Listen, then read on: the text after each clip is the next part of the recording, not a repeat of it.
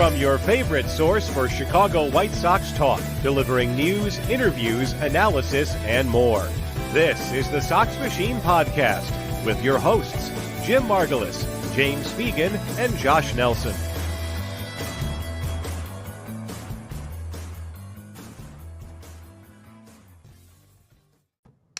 Thanks, Rob, and welcome to a special edition Sox Machine Live, an emergency as we have some breaking news. Earlier this morning, Chicago White Sox manager Pedro Grifol was fired by White Sox general manager Chris Getz.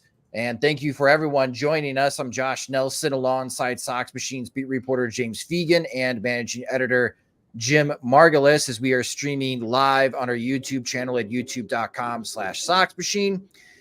And this was a decision in the making for a bit. Last week on Wednesday, it was reported from Bob Nightingale of USA Today that Jerry Reinsdorf had met with both Pedro Grifol and Chris Getz prior to the White Sox going on their latest road trip to Minneapolis and Oakland. And after having the losing streak tie the Baltimore Orioles for longest in American League history at 21 games, and losing yesterday afternoon 3-2.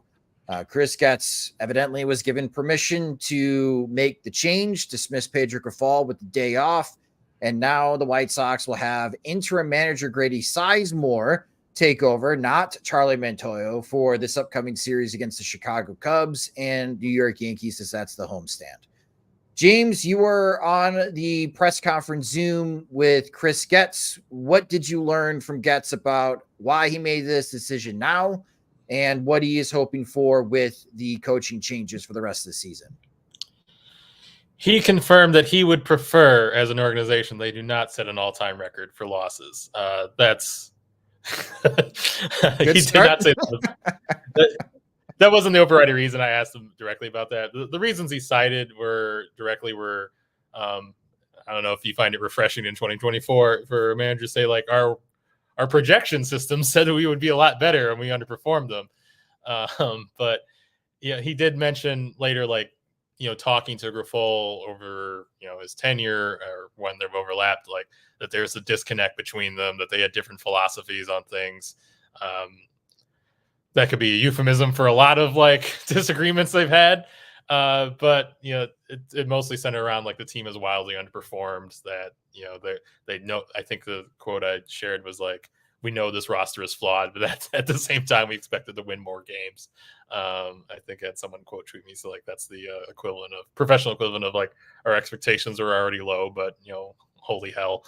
So I think he didn't like get too deep into like, why is our defense so bad when that's all we cared about in the offseason? Or he did mention offensively being really disappointed, but he termed it as more of a this is something we've been bad at for years thing. And I think if you were looking for the hint of we need on offense of Brian Bannister, he gave it to you, saying like we might need to bring someone from outside the organization to really look into like why our hitting has struggled over the course of the years. But certainly Pedro, as the manager of this team and also a former hitting coach and also someone who spoke about what their approach needed to be for a lot, bore the brunt of a lot of that. So at the same time, the hitting coach, usually the first canary in the coal mine is going to remain in Marcus Thames, and the assistants for Purge are all either people, Charlie Montoyo, hired by the previous front office, or Mike Tozar and Eddie Rodriguez,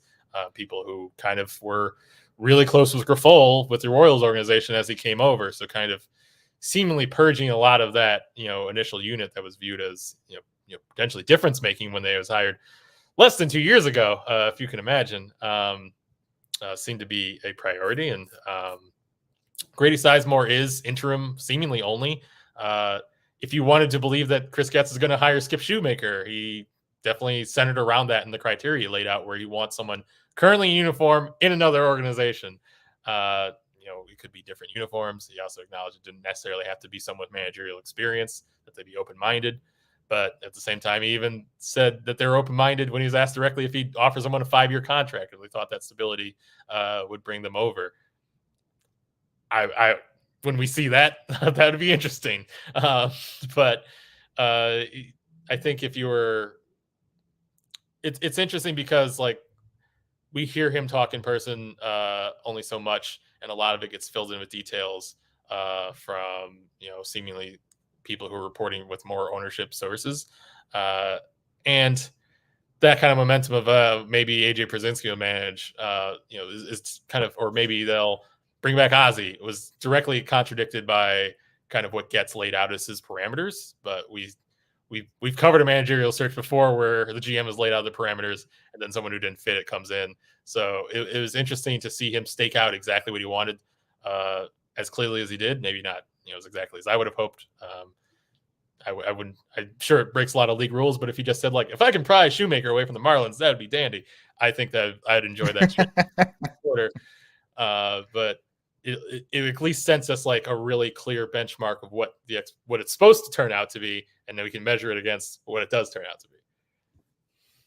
Yeah, this is what Chris Getz had to say in the press release. Quote, as we all recognize, our team's performance this season has been disappointing on many levels, despite the on-field struggles and lack of success. We appreciate the effort and professionalism Pedro and the staff brought to the ballpark every day. These 2 seasons have been very challenging. Unfortunately, the results were not there, and a change is necessary as we look to our future and the development of new energy around the team. And for those 2 seasons, Pedro Grifol sets the worst winning percentage ever in White Sox history as a manager, with a .319 win-loss percentage with 89 wins and 190 losses. That was something that was pointed out in the press release, and that was a bit surprising, Jim, that they pointed out what Grifol's win-loss record was as White Sox manager the last couple of years. But Jim, we just recorded a podcast yesterday, which for those that didn't get a chance to listen, you mentioned about this upcoming series against the Chicago Cubs that it's not the elephant in the room. It's, hey, everyone, the elephant is still in the room. Why is the elephant still in the room? And this morning, the elephant is no longer in the room anymore, and the White Sox are going in another direction. What are your thoughts about the White Sox now and Chris Getz specifically making this decision?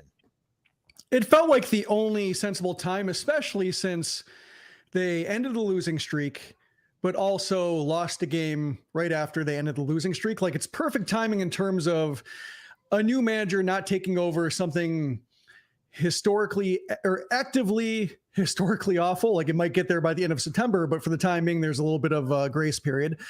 There's also a loss to where it's not like cutting Martin Maldonado right in the middle of like a heater and having like nobody in the minors who's like as good as Martin Maldonado currently is. So, there was one win to clear the deck, and then one loss to remind everybody, oh yeah, this is how it's been going the whole time. There is no upswing here. So go ahead and here's a day off right before Cubs series. He can kind of change the tenor a little bit of how the team's being covered, even if they do lose 2 to their crosstown rivals, and the news cycle can't get worse. So there is a way to cushion the blow of current losing. I think also it makes sense to go to Sizemore versus Montoyo. I think for both of them, one is Sizemore just got here, no coaching experience. So if something happens where he makes a positive impact, cool. If it's more of the same, I don't think Sizemore will be judged for it. I think he's still new enough to where he's being thrown into this. If he wants to be a manager elsewhere, a coach elsewhere, I don't think it should sully his prospects. I think if it's a case where he never wants to be on a major league staff again after the carnage he's witnessed up close, also so much the better. Whereas Montoyo seems like, he still probably wants to have jobs here and there a little bit. Maybe he had a reputation in Toronto, and I think he solidified it with just how low of a profile he kept in Chicago, to where like he's not really a front man and doesn't maybe want to be somebody who tasked with talking every day to a media about a team that's such a garbage fire. So I think Sizemore's fresh enough to where he's different, and also he's he can't be expected to do a good job. Whereas Montoyo, like, he has 4 years of experience or 3.5 years of experience, to where like he should have a little bit of know-how for how to turn something around. If it doesn't turn around, I think it reflects kind of poorly on him. Also thought it was refreshing, I think, to fire Tozar and Rodriguez, especially Tozar. Like, he rubbed me the wrong way when he came in, as far as like, I'm going to be a baseball handyman, gonna dabble here, gonna dabble there. If infield drills need fixing, I'll do that. If hitting needs hitting or hitting preparation needs fixing, I'll step in and do that. Our preparation is going to be elite. That was a quote that James got. Our in-game preparation is going to be elite, and or pre-game preparation, I should say, and it was not. And then he gets kind of demoted to the most invisible job on a coaching staff, which is assistant hitting coach, and now he's out. So I think it's good to clear them out and basically be coaching staff like a ragtag group that can't possibly expect to be turned around. And if they happen to have like a winning September somehow against all odds, then I think it reflects well on everybody. But if they do set the record for historical ineptitude, I don't think it'll fall on Sizemore or Jershly or anybody else who's currently stepping up. Yeah, again, as Jim and James both mentioned, Grady Sizemore now takes over as the interim manager for the Chicago White Sox. No, he's never done this job before. So he'll be learning in the remaining 40-some games the White Sox have.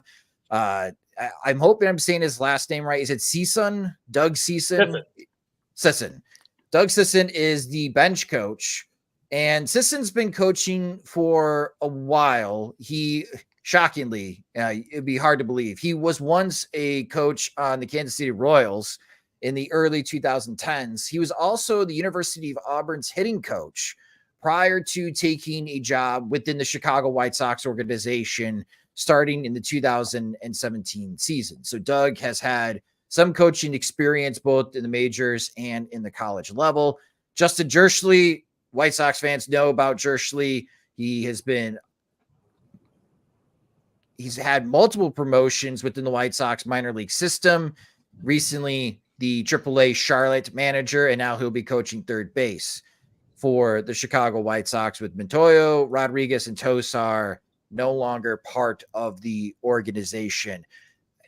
Any insight, James? Was that just because they're allies of Grifol? Like, I wonder, when anyone gets fired, it's always, of course, off the record or anonymous quotes. But I am going to wonder if we're going to learn a little bit more from the White Sox clubhouse and White Sox players and what it was really like to play under Grifol. And my thought is, when you clear that much of the house and make all these changes like Getz has done, it's like, okay, it's not just Pedro, but it's also Pedro's friends as well and the coaching staff. Like, and that's why we're making this overhaul change, because this just doesn't impact the White Sox.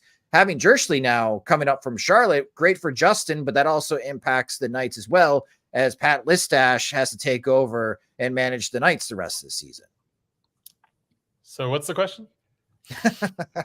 My question is, do you have any insight on why the clearing of Rodriguez and Montoyo and the FOPs? I mean, none were hired by the current front office, and I think it would be awkward to basically, especially in Tozar's case, like retain Pedro Grifol's best friend after firing him. These are people who had been kind of long time professional allegiances with Grifol. It just seems like this was kind of, probably his most trusted lieutenants, and kind of asking them to stay on and instead would both be strange and also maybe undercut the idea that we're trying to change the voices in this group and who's dealing with the team. They hired Thames. They seem to like Katz outside, even though he's brought on by Rick Hahn and Tony La Russa, but Tony La Russa's still there, so I guess that's a factor in that too. It seemed like the most logical people to kind of say, like, this is part of Grifol's leadership staff to roll out. And then if you're not going to give Montoyo the bump up, I think it'd be kind of weird to keep him on. And also he was kind of an arranged marriage from kind of Rick Hahn hiring him and working closely with Grifol. It just didn't seem like he was someone that would, if he's not just going to be the interim manager for the sake of his experience level. Wouldn't be someone who would really be part of the organization going forward. So it would be obviously Sizemore is in similar lame duck status. Is a little bit excused from it for he's so new. This is kind of useful credential on his resume anyway, and he could still have a future role in the org or set him up somewhere else. But I think it would just be kind of a really awkward arrangement with Montoyo. Here, serve out the end of the season with this staff we've hollowed out, and everything you were brought on to be a part of has been removed. Please try to avoid an all-time record. This just seems a lot cleaner. It reminds me a little bit of the Simpsons Hunt from Red October episode where Homer surfaces with the submarine and 5 countries or continents are pointing cannons at him. And he responds with, "It's my first day." And everybody laughs and leaves him alone. I think that's Sizemore's role right now. So Jim, with Getz saying that they want somebody outside the organization, which James astutely points out, they've said that in the past, like recent past, and somebody in uniform without tampering, without naming names, because that would lead to tampering. They're currently employed by other teams. You wrote about possible manager targets for Sox Machine recently. That's been rumored. Who do you think, very early speculation, is going to be in the top of Chris Getz's list that he's going to approach to take over for the White Sox? Well, Schumacher is the obvious one, just because of La Russa ties, but of like he's manager of the year. Like he has that kind of ability in terms of overperforming with a roster that, as we've seen this year, was not as good as a wild card appearance would turn out to be. So that makes sense, some intuitive sense. Elsewhere, like, the list I came up with was in the system because there's no tampering if somebody floats the idea of Sergio Santos being a possible big league manager. And having been at Birmingham a couple times where La Russa's also been there, it made me wonder, like, is he kind of floating around and picking Santos's brain a little bit and being like, is this guy, what's the cut of his jib? Is he future management material? Will I give him the stamp of approval? So he jumped out to me as a possibility. Also, the fact that he's managed 3 teams in the minors and they've gone to the postseason every time. Even the Barons will be going to the postseason this time. So like there is at least a little bit of, minor league winning credibility to where coming to the White Sox and winning. The Barons have not made the postseason since 2013. There is a little bit of excitement around him, although like the way the Barons have played in the second half, looking like the White Sox in Double-A with no offense whatsoever, might take some of the shine off him. Francona seemed like a long shot just because of his health problems, and the White Sox current situation doesn't seem like the best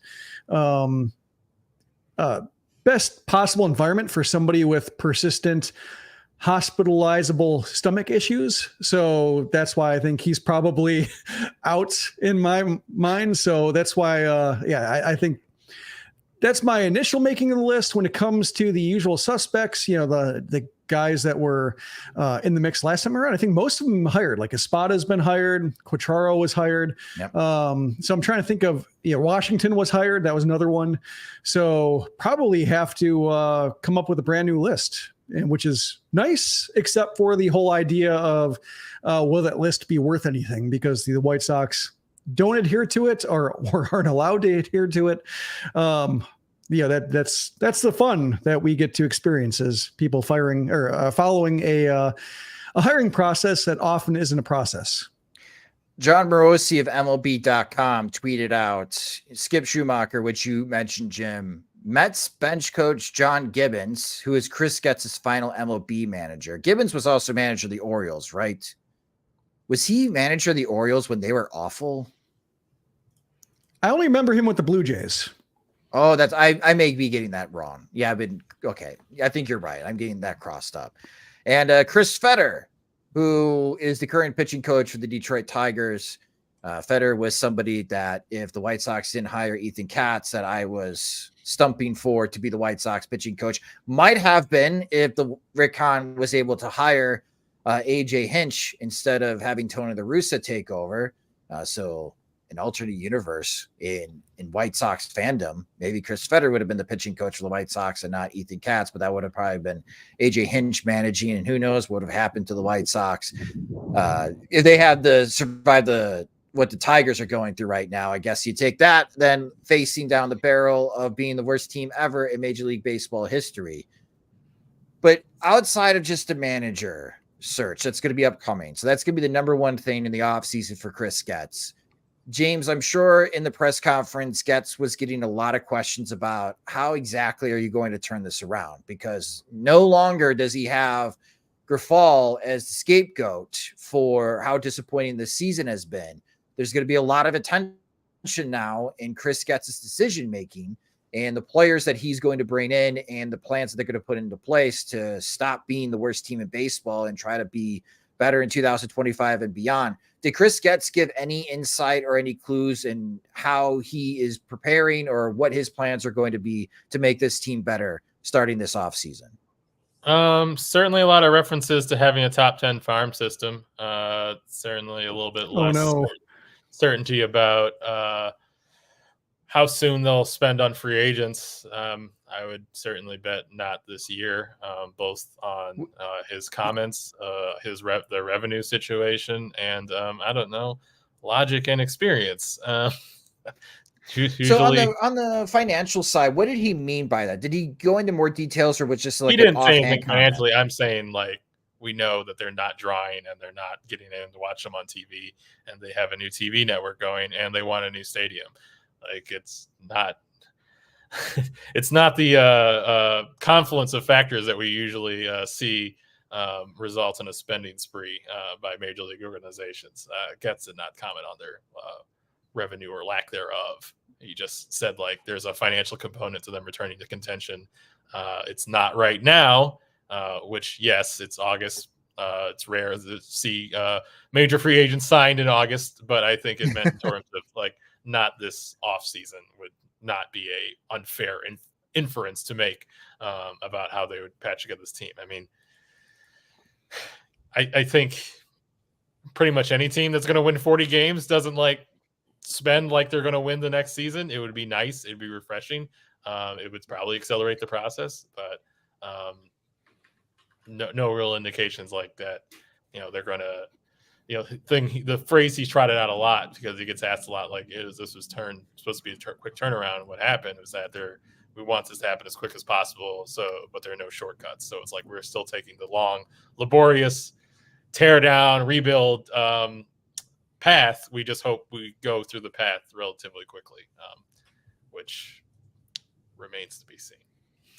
Yeah, on that point, Jim, we talked about this, though, last November during the GM meetings when Chris Getz famously said, I don't like our team. Like something happened when Jerry Reinsdorf hired Getz in August.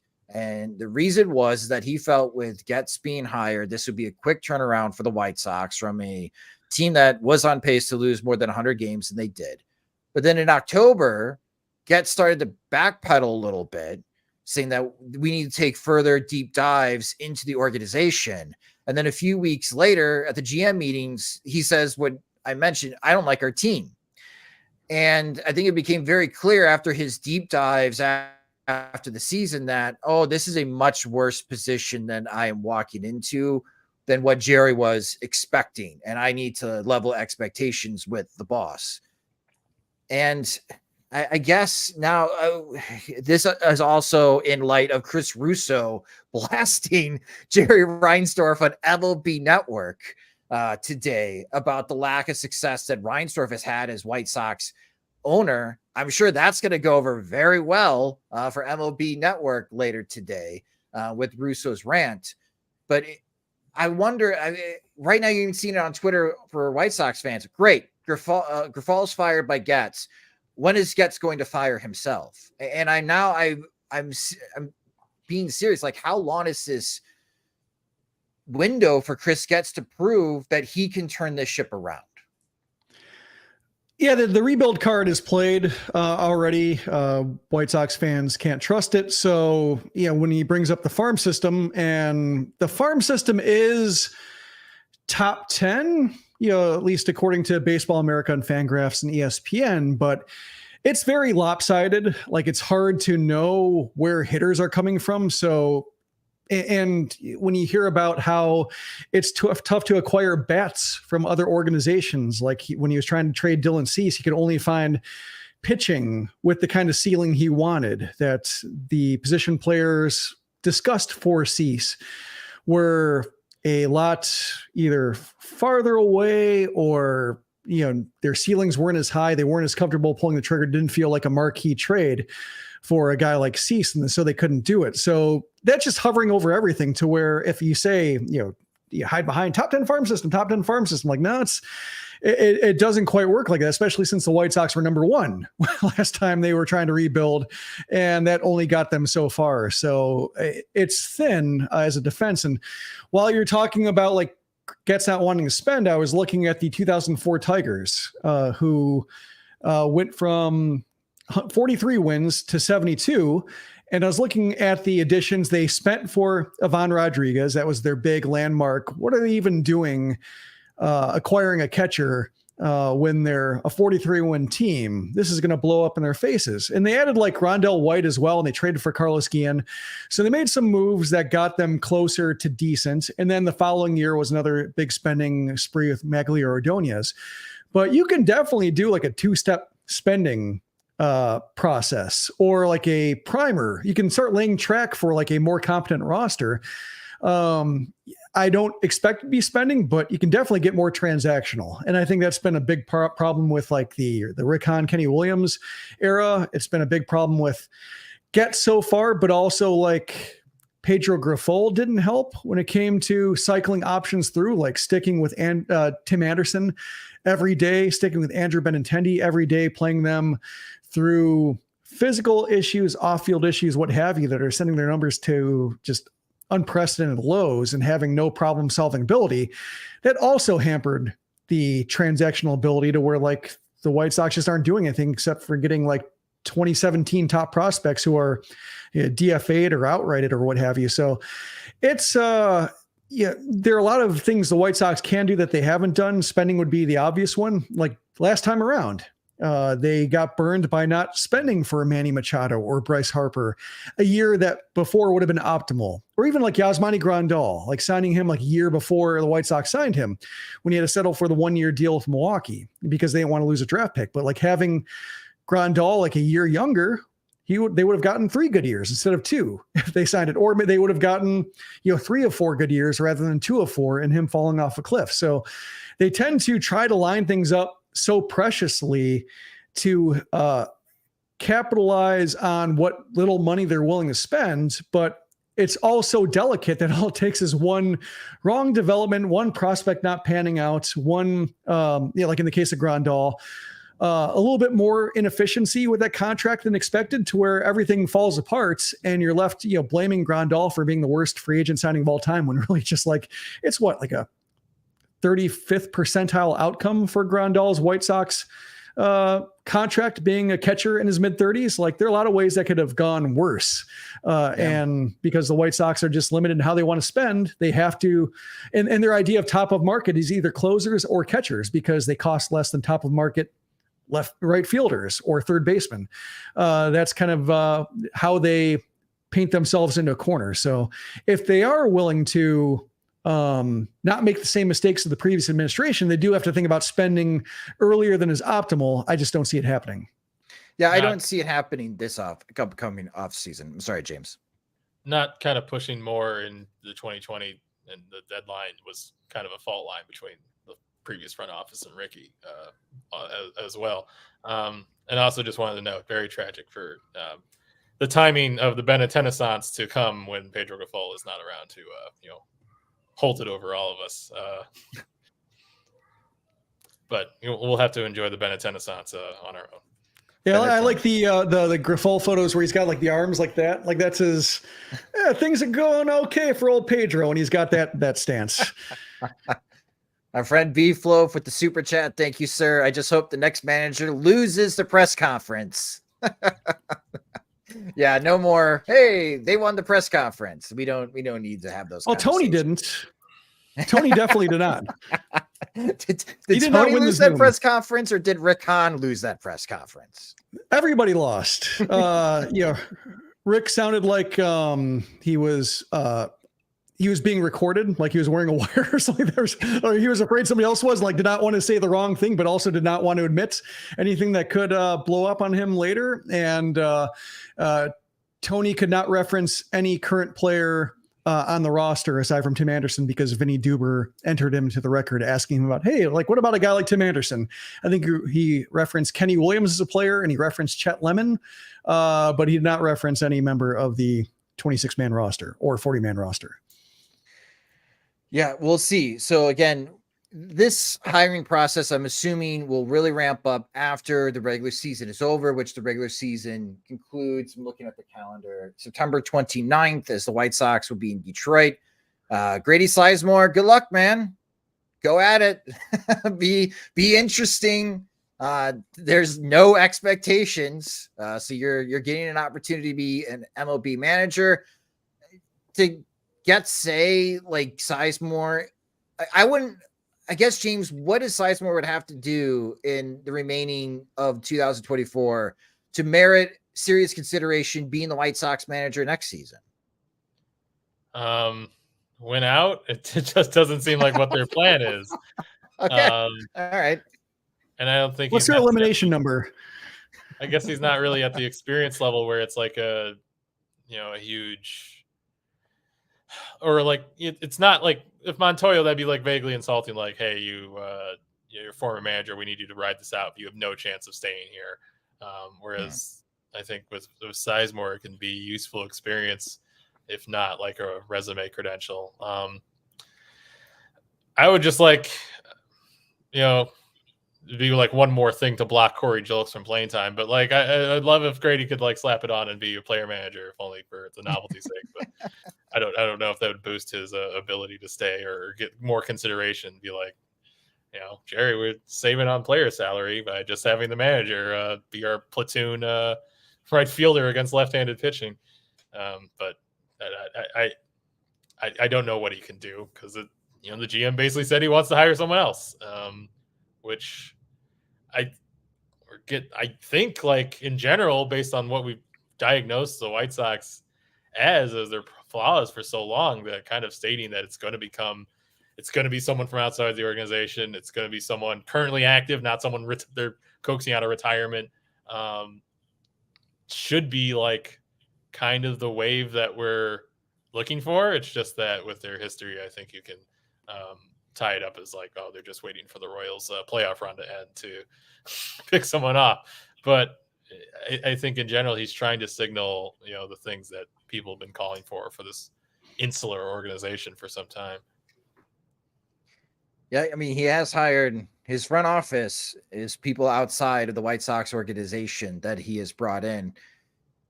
And again, another super chat. Thank you to our friend Aloha, Mr. Hand. Frankie needs more treats. Sure. He's currently barking. I don't know if you could hear him. He's barking at the fighter jets that are flying over my house right now, as the Chicago Air and Water Show is this weekend. So they're currently practicing.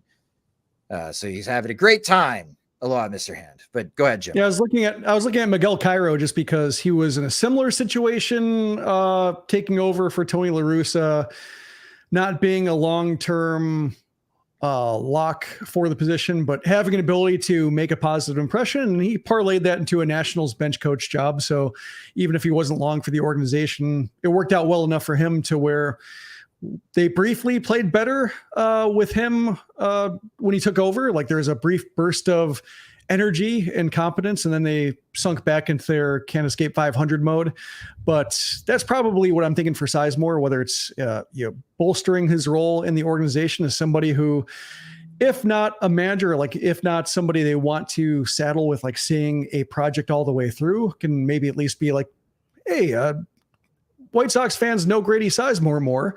If he comes back in a heightened role next year, it won't be more of like a flyer. Like, remember, there are stories about how like Grady Sizemore took a $15 an hour job in baseball because he just wanted to try coaching, or wanted to try like just being involved in a game. And that's really all he came to the White Sox with, was he's somebody who's interesting, invested. Josh Barfield knows him. Let's see what he can do, and kind of hanging around. And if he can, make some kind of impression to where either relates well to the public, fans have a better idea of what's going on.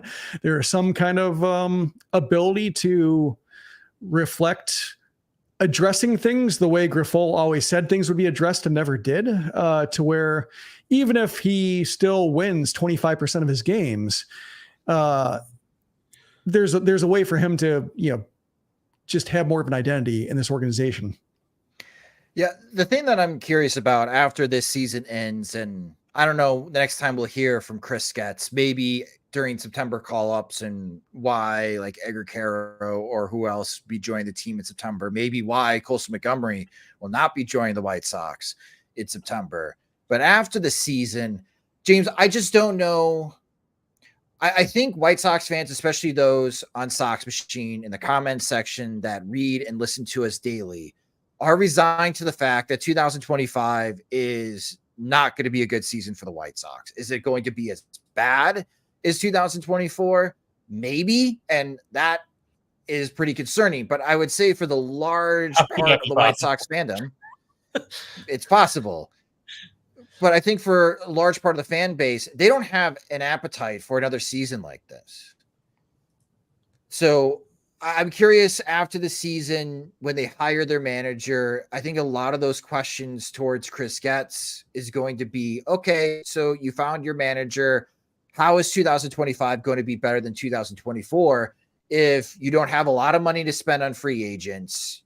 You don't have a lot of pieces to trade to acquire impact position players anymore outside of Garrett Crochet and Luis Robert, which I get. Is that it then for Getz? Like those are the two big moves that we're waiting to see, is what he can get in return from the conversations that we had all of July, is what can you get for Robert and Crochet, even though moving those guys theoretically makes the 2025 White Sox worse. He did say he's looking to add to the farm system still. I would think Crochet would be a bit more likely than Robert, just because like you want to sell Robert high, and right now he's hitting as poorly as he has like as a major leaguer. Perhaps aside from like his rookie like second month slump. I think like this team is, let's not disrespect how like incredibly great they are at losing. to reference Jim, like I think like even a normal performance team like would outplay this one like with the same talent by like 10-15 games. Like this has been like absurd. Like no, I don't have like much reason to think like they'll be good next season, but will they be just completely bereft of any offensive talent? Will they do absolutely nothing in free agency? I don't think so. I think you'd probably see a lot more of the signings that are around like the Fetty level, just not like we're going to start signing like someone who's going to be our middle of the order bat for the next 5 years of this contention run, like our George Springer type of like addition. I think like making patch moves that, and making arguments like this guy is going to be like a league average or a 2-win player, a couple spots in the lineup, I think it's easily foreseeable. And you could possibly, if your Cats maybe turn around and say like, yeah, like we didn't get much from the catching position this past year. 2025, you're going to see a lot more Edgar Caro. That should probably be better, right? Maybe you see a better improved Brian Ramos and Colson Montgomery who knock on the door or insert themselves in a way where they're factors in 2025. Maybe you see Miguel Vargas and Brooks Baldwin take a step forward. I think they have enough places where they see guys arrow up, and not that they're going to spend nothing where you think. And on top of like maybe they're not, being managed pretty poorly, that you can, and there's going to be real cohesion between like the manager's office and like what our actual plan is, and maybe we won't just like collectively find a way to be the 30th ranked defense, even when I'm adding glove only players all the time. Where there's improvement, where the floor is higher, even if the ceiling is like bumping you in the head every time you stand up straight. Well, I think my concern about that is that like Dominic Fletcher was kind of their idea for average bats. Yeah, that was Chris Getz's, that was his kind of first future-looking stamp on the organization was getting Fletcher. They need a top-of-the-order bat or somebody can bat towards the top of the order, play good defense, and just hasn't been a factor. So that's, when it comes to seeking average, the White Sox, they try it a lot and they come up short so often that, I think trying to shoot for 2 wins above replacement is just really hard for them to do. Yeah, and we'll see how the free agent market plays out for the rest of the season. Keep an eye on bench coaches, current managers, and who the White Sox will be targeting after the 2024 season. Again, they can't tamper, so they got to wait until the regular season is over. If there's anyone that's on a postseason team, do they have to get permission on days off to interview them, James? Do you know what their process is? I know the process for the NFL, but for Major League Baseball, I don't know if they could speak to coaches that are on a postseason team. Yeah, they can interview them on days off. They try to not bull rush them, and I think the coaches themselves are in positions where they're trying to be respective of prep. But yeah, you can interview assistants on days off. It's happened in the past. Gets kind of initiated during these final 2 months that they'll be having conversations with people they know around the league, maybe talking to references or close associates to try to do background work before they can start formally interviewing people at the close of the season. So, interview friends of Skip Shoemaker, I guess, or talk to Tony La Russa about him. That would be an option. But yeah, I think he was a little indecisive about whether it be after the World Series or after the season. So it makes me kind of think it'll be in that pocket between where they're trying to talk to guys with teams that are out of it pretty quickly, but also finding their ways to make formal interviews during the playoffs. Some guys that might be involved. But yeah, it's a little bit limited for the final 7 weeks of the regular season for sure. Yeah, so we'll be paying attention to and coming up with lists of bench coaches and possible managers on the way out around Major League Baseball that Chris Getz could be interviewing.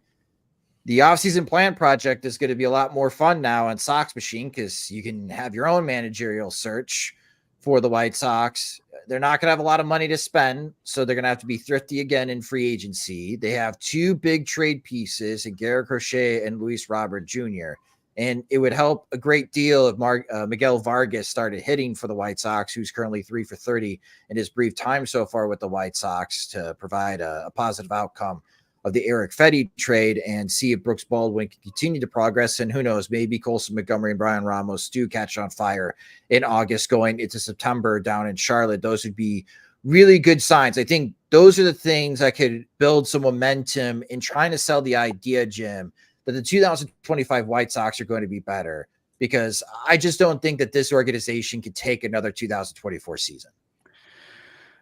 I'm hoping, for obvious reasons that there's a sudden turnaround, but I think it'd be fascinating. Somehow if they have a 500 record the rest of the year and all of a sudden it looks like they could have just solved this months ago by making this change, even if it isn't that simple. Just that's what I'm hoping for, is just some kind of reward for making this decision, just to encourage Jerry Reinsdorf to say, hey, here's what happened. So when we actually address issues as they're happening versus months after the fact when rot is starting to set in, and all of a sudden, now we have to change a whole lot more because of just how this impacted how lineups were drawn, how players were promoted, etc. So that's, I think, these last 6 weeks or so are meaningless for the standings, basically, aside from whether they make history or not. But I do think there is value in just showing some level of problem solving ability. I think that's my biggest issue with Grifol, and just, when he's going to take a lot of slings and arrows for just being the worst manager of all time for the White Sox, by winning percentage and such, but also he had no problem solving ability. Benintendi was not a problem he addressed. Anderson, not a problem. Eloy Jimenez, every time he's healthy, he played, no matter the effort level, no matter how he looked visually, if he was running 50% or easing up or grimacing, there's no reference to it. Got to have him in the lineup, got to have that bat in the lineup. No, you don't. You really don't. You don't have to have anything when the team is this bad or the numbers are what they are. So he was just like praying for the back of the baseball card that never showed up, aside from like Benintendi just recently. But it's the next manager who at least shows some kind of enforcement of standards or some idea of what a player's track record isn't enough. There's a balance of like stability and making sure that you're not just yanking guys in and out of the lineup or moving guys around, and like Miguel Vargas, not having to go from left to third to first to DH. But I think when it comes to the components contributing to just how historically bad the White Sox are, there is a lot that can be done that Grifol just refused to do. Yeah, Ralph in the YouTube comments, starting pitching could be good next year. I agree, Ralph. Even in this past series, I thought Davis Martin and Jonathan Cannon threw very well. We're going to see Garrett Crochet and Chris Flexen over the weekend. National TV, Chris Flexen, which if you listen to our podcast this morning, James is very high on. He thinks Flexen's going to ball out against the Chicago Cubs. I agree on the pitching side will be better for the White Sox in 2025. Drew, thanks for the super chat, and thank you for the comment as well. Also, James Fegan for 2025 White Sox manager. We're putting that out there right now. James, are you a contender? Are you leaving Sox Machine to be the White Sox manager in 2025? Drew and I worked together back at Fox 28 in South Bend, and I thought we had a good relationship. To find out in such a public fashion that he means me ill is distressing. But when people show you who they are, believe them. Well, that will do it for this emergency edition of Sox Machine Live. Thank you to everyone that watched the live stream on our YouTube channel at youtube.com/Sox Machine. If this is the first time you are watching a video on our YouTube channel or live stream, please hit the subscribe button. We greatly appreciate it. We also do upload the audio versions of Sox Machine Live into our podcast feed, which you can subscribe to the Sox Machine podcast, also on YouTube, but via Spotify and Apple Music as well. James will be at the games this weekend, so make sure to follow him at JR Fegan. You can follow Sox Machine at Sox Machine. You can follow me at SoxMachine_Josh. This edition of Sox Machine Live is a production of SoxMachine.com. You're on for all things Chicago White Sox baseball and part of the Blue Wire Podcast Network. Alongside Jim Margulis and James Fegan, I'm Josh Nelson. Thanks for watching and listening.